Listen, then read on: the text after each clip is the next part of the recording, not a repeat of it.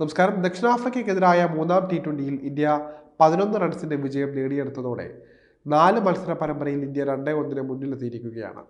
ആദ്യ മത്സരത്തിൽ ഇന്ത്യ 61 റൺസിന് ജയിച്ചപ്പോൾ രണ്ടാം മത്സരത്തിൽ ദക്ഷിണാഫ്രിക്ക 3 വിക്കറ്റിന്റെ ജയത്തോടെ തിരിച്ചെത്തുകയായിരുന്നു.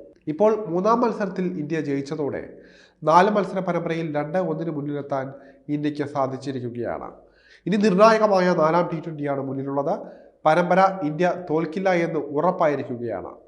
എന്നാൽ നാലാം മത്സരം ജയിച്ച പരമ്പര അലമാരയിൽ എത്തിക്കാൻ ഇന്ത്യക്കാവുമോ എന്നാണ് എല്ലാവരും ഉറ്റുനോക്കുന്നത്. ജോഹാനസ്ബർഗിലാണ് നാലാം മത്സരം നടക്കുന്നത്. ദക്ഷിണാഫ്രിക്കയുടെ ഭാഗ്യ പിച്ചിൽ റെക്കോർഡ് പ്രകടനത്തോടെ ഇന്ത്യക്ക് പരമ്പര നേടേണ്ടതായി ഉണ്ട്. പരമ്പരയിലെ അവസാന മത്സരത്തിൽ ഇന്ത്യ പ്ലേയിങ് 11-ൽ മാറ്റം വരുത്തുമോ എന്നാണ് എല്ലാവരും ഉറ്റുനോക്കുന്നത്. സാധ്യത 11 ലിസ്റ്റ് നമുക്ക് പരിശോധിക്കാം.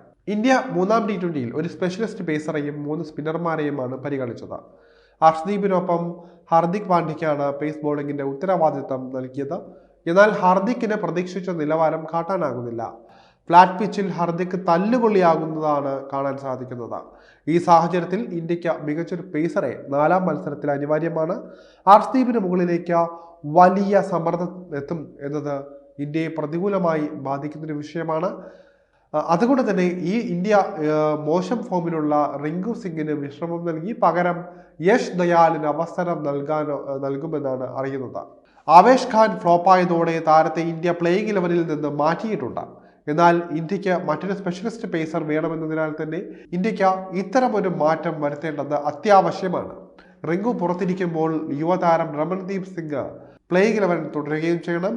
കടന്നാക്രമിച്ച് കളിക്കുന്ന രമൺദീപ് ഫിനിഷർ റോളിലും മറ്റും മികവ് കാട്ടുന്നവയാൾ കൂടിയാണ്. സഞ്ജു സാംസൺ അവസാന 2 മത്സരത്തിലും ഡെക്കിനാണ് പുറത്തായത്. അതുകൊണ്ട് തന്നെ മലയാളി വിക്കറ്റ് കീപ്പർക്ക് നാലാം മത്സരം വളരെ നിർണായകമാണ്.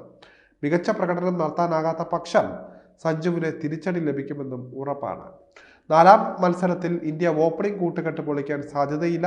സഞ്ജു സാംസണും അഭിഷേക് ശർമ്മയും തന്നെ ഓപ്പണിംഗിൽ തുടരുന്നതായിരിക്കും. തിലക് വർമ്മ ഫോമിലേക്ക് എത്തിയത് ഇന്ത്യയുടെ ആത്മവിശ്വാസം ഉയർത്തുന്നതാണ്. ഇന്ത്യയുടെ മധ്യനിരയിൽ ഹാർദിക് പാണ്ഡ്യയും റിങ്കു സിംഗും പ്രതീക്ഷിച്ച നിലവാരം കാട്ടുന്നില്ല. ഇത് നിരാശപ്പെടുത്തുന്ന രണ്ടാമത്തെ കാര്യമാണ്. 2 പേരും മെല്ലപ്പോക്ക് ബാറ്റിംഗ് തുടരുന്നത് ഇന്ത്യയെ പ്രതികൂലമായി ബാധിക്കുമെന്നതിൽ തർക്കമില്ല. എന്നാൽ ഇവർ ടീമിലെ ഏറ്റവും നിർണായക താരങ്ങളുമാണ്. ഹാർദിക്കിനെ മാറ്റാൻ സാധിക്കില്ല. പേസ് ഓൾറൗണ്ടർക്ക് നിർണായക റോളുള്ളതിനാൽ തന്നെ റിങ്കുവിനെ മാറ്റി തന്നെ ഇന്ത്യ മുന്നോട്ട് പോകാനായിരിക്കും സാധ്യത കൂടുതൽ. ഇന്ത്യയുടെ സ്പിൻ നിരയിൽ മാറ്റമുണ്ടാകില്ല. 3 സ്പിന്നർമാരുമായി തന്നെ ഇന്ത്യ ഇറങ്ങണം. വരുൺ ചക്രവർത്തി മൂന്നാം T20-യിൽ കൂടുതൽ തല്ല് വാങ്ങിയിട്ടുണ്ട്. എന്നാൽ ഇന്ത്യയുടെ വിജയത്തിൽ നിർണായക പങ്ക് വരുണിന് അവകാശപ്പെടാൻ സാധിക്കും.